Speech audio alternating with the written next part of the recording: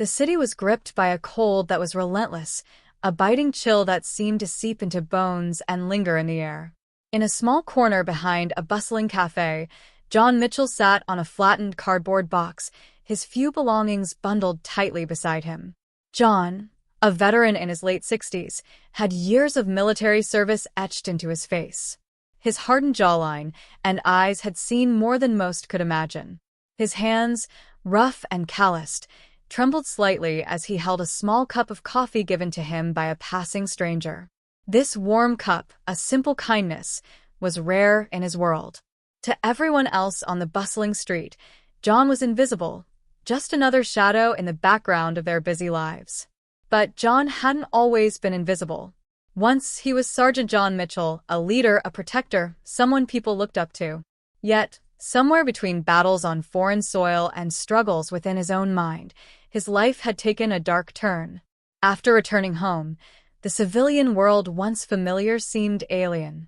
His friends had moved on, his family grew distant, and the job he was promised fell through.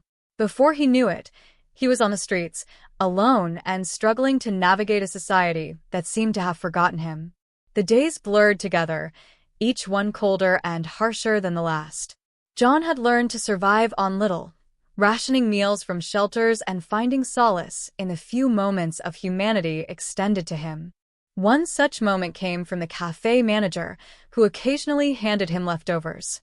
However, that fragile kindness was shattered one cold evening when the manager, concerned about the image of the establishment, made a call to the police. A few minutes later, an officer arrived, his expression stern but not unkind.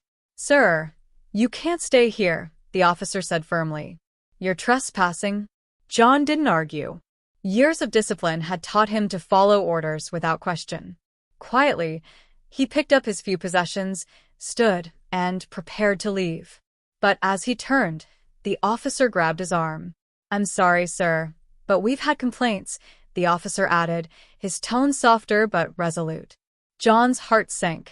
He had hoped just this once to be left in peace. Instead, he was led away and booked at the station for trespassing. Sitting in the corner of the holding cell, the steel of the bench pressed coldly into his bones.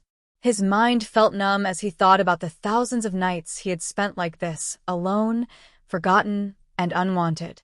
When the officers gave him a date for a court hearing, John nodded, his voice a mere whisper as he agreed to appear. Deep down, he wondered if it even mattered anymore. On the day of his hearing, John walked into the courtroom with his head held low.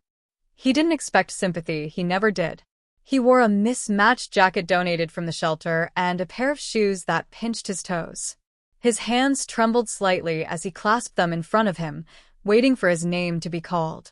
The room was filled with whispered judgments and curious glances from the attendees. In their eyes, John was just another homeless man who had likely made a mess of his life. The judge entered the room, and everyone rose in respect. She was a middle-aged woman with sharp eyes that missed nothing. As she took her seat, she began reading through the cases lined up before her. Finally, she reached John's file, her gaze scanning the room and settling on him. "John Mitchell," she called, her voice strong and formal. John raised his hand slightly and nodded, his mouth too dry to speak. The judge began reading through his file, but something caught her attention. Her voice trailed off as she paused, reading over a line a second time. She looked up, her eyes narrowing as if in recognition. "John Mitchell," she repeated, softer this time, almost as if to herself. John shifted uncomfortably under her gaze, wondering why she was taking such an interest in him.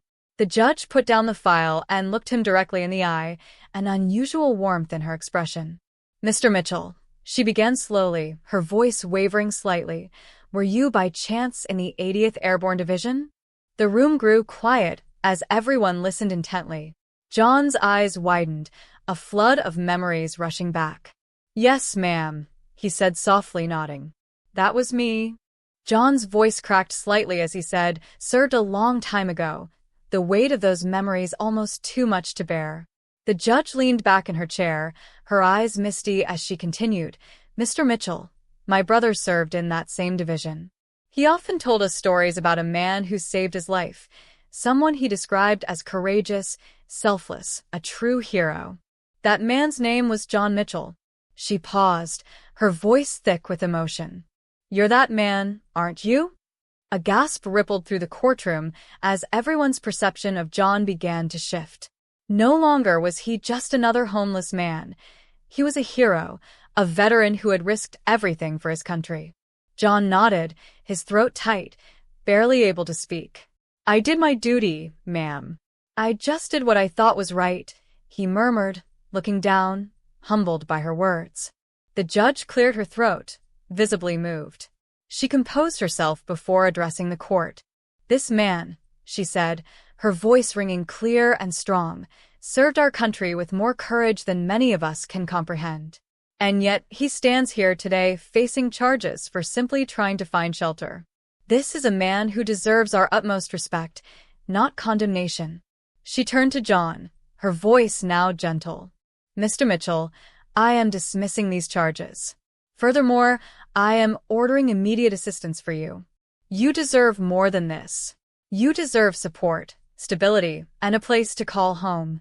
Tears welled up in John's eyes, and for the first time in years, he felt seen, truly seen, not as a burden or failure, but as someone who mattered. The crowd, once judgmental, now looked at him with admiration. Strangers approached afterward, shaking his hand, thanking him for his service, and offering words of encouragement. For the first time in years, John felt hope, a warmth that melted the years of cold he had endured. As John left the courtroom that day, tears streamed down his face, not from sadness, but from gratitude. The weight he had carried for so long began to lift, replaced by a glimmer of optimism. He wasn't invisible anymore. After the hearing, the judge personally arranged for John to be connected with a veterans outreach program. Within days, he was provided with temporary housing and access to counseling services. The program staff listened to his story with genuine interest, helping him feel valued once again. Slowly, John began to rebuild his life. At the shelter, he met others who shared similar stories, veterans who had faced hardship after returning home. Together, they formed a small community, supporting one another through their struggles. John began to volunteer, sharing his experiences and mentoring younger veterans who were just starting to navigate civilian life. One day, as he walked through the city, he passed the cafe where his troubles had begun. The manager who had called the police recognized him and hesitated, unsure of what to say. To her surprise, John simply smiled and nodded, his heart free of bitterness. He had found peace and forgiveness and was determined to move forward. Months later, John was invited to speak at a community event honoring veterans. Standing on the stage, he shared his story, not just of his service but of his struggles and the kindness that had brought him back from the brink. His words moved the audience, inspiring many to take action to support those who had served. By the end of the year, John had secured a small apartment, decorated with mementos from his past and new tokens of hope. On his wall hung a framed photo of his unit, a reminder of the brotherhood that had shaped him. He also kept a letter from the judge, thanking him for his service and expressing her gratitude for the sacrifices he had made. John Mitchell's journey was far from over, but for the first time in years, he faced the future with a renewed sense of purpose. He was no longer defined by his struggles, but by his resilience and the community that had rallied around him.